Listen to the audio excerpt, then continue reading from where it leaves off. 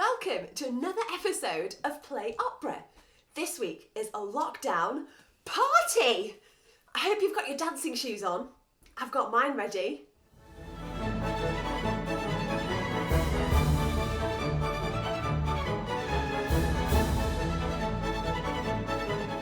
And just because we can't go out and have a party doesn't mean there can't be lots of dancing.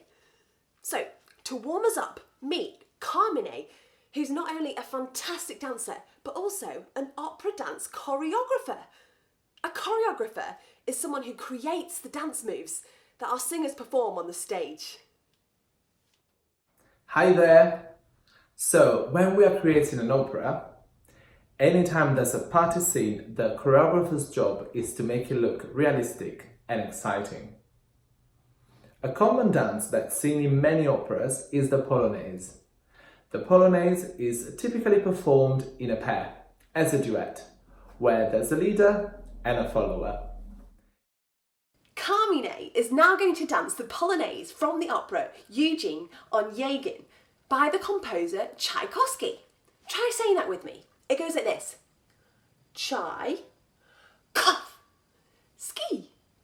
Try that. Chai, cough, ski.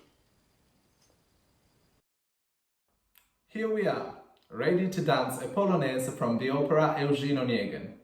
My friend Ellie and I will be dancing a polonaise, but we might throw in some other steps.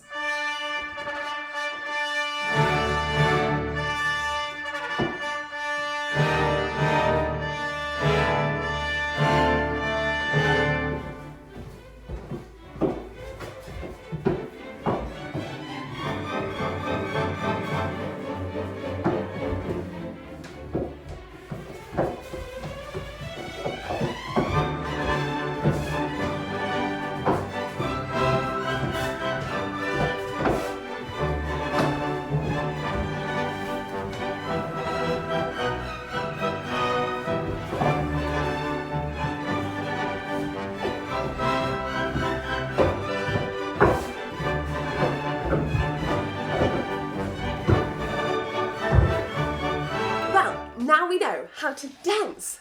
Let's waltz our way into the very famous opera, La Traviata. La Traviata is by composer Verdi, who we met in episode 2. There's a brilliant party happening in this opera where they sing of love and joy and kisses. This is Brindisi.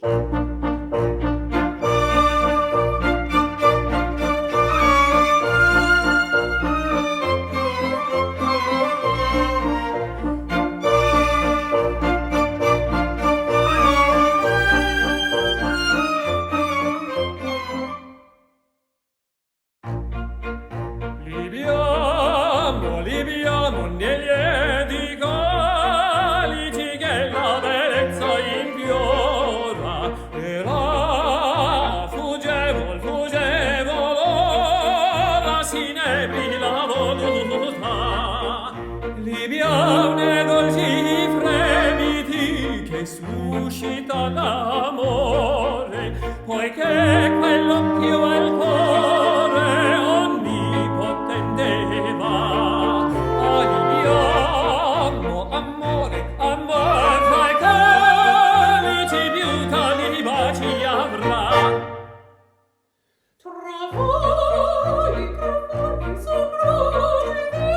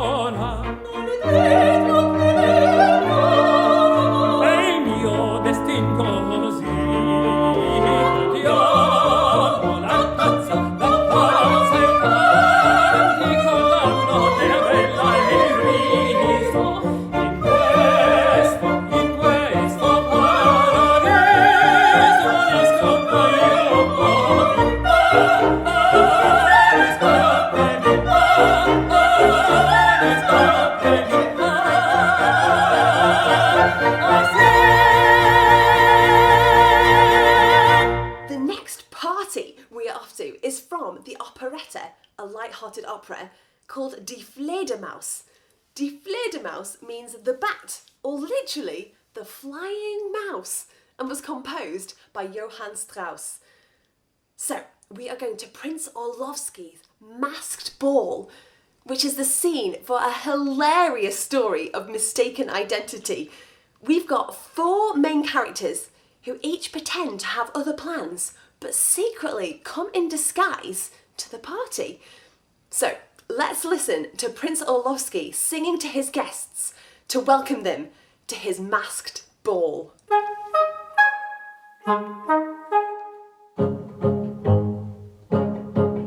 All friends to come and go are free, and all I'll entertain. But those who will not drink with me shall never come again. What kind of man I can't endure, the kind that simply press. The chronic pestilential bore, who will not drain his glass. And very soon I'll let him know that my last word is said.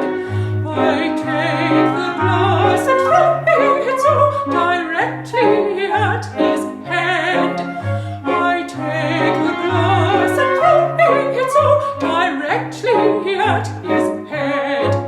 When people say that's surely a curious thing to do, a curious thing to do, I answer them quite simply, chacun a son goût. I answer them quite simply, chacun a son goût. Die Fledermaus is a story of mistaken identity and parties. Mainly parties. We start with a husband and wife, Eisenstein and Rosalinda, and their lovely maid, Adele. Oh, and their piano teacher, Alfred, doesn't half love a sing-along, and who also is secretly in love with Rosalinda. All is hunky-dory, except Eisenstein is in a spot of bother. He's in trouble with the local judge, who's sentencing him to jail. Oh no! Thing is though, there's a party in town at the bored but very beautiful Prince Orlovsky's house. Ooh. With serious FOMO, Eisenstein and his frenemy, Dr. Volker, decide to skip the going to jail part. Boring. And decide to go and join Prince Orlovsky with the cool kids. Whoop whoop. Adele, you remember, the maid, also wants a piece of action, so she sneaks off wearing one of Rosalinda's party frocks without asking. So rude. Meanwhile, at home, Rosalinda is being serenaded again by Alfred. He never gives up on that one. Mid-karaoke, there's a knock on the door.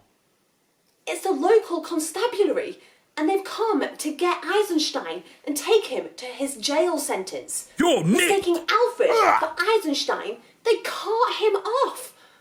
Bored and alone, Rosalinda wonders if her hobby is up to no good. So she too decides to go to Prince Orlovsky's party. I'm telling you, it's the hot ticket. But thinking there might be some funny business, she decides to go in disguise, dressed up as a Hungarian baroness. Okay then. Once at the party, Eisenstein starts throwing some shapes with his pocket watch. Sometimes I guess you just need a prop. After one too many J2Os, he thinks he sees someone wearing his wife's dress. Move along, nothing to see. Dr. Volker, you remember, the frenemy, decides to spice things up a little and persuades Eisenstein that he is irresistible to the local lasses and to woo all the gals in front of his wife. Eisenstein sets his sights on the Hungarian baroness and he asks her to dance. Are you dancing? Are you asking? The Hungarian baroness takes off her mask to reveal her true identity. It's his wife, Rosalinda. Awkward. Turns out the joke's on Eisenstein, so there's nothing else for it. It's off to jail with you, matey. Alfred, yep, he's still singing. I'm in here. Goes free. Hooray! Adele returns Rosalinda's dress. Thanks. And Dr. Folker, you remember, the frenemy, decides to dress up as a bat. Okay.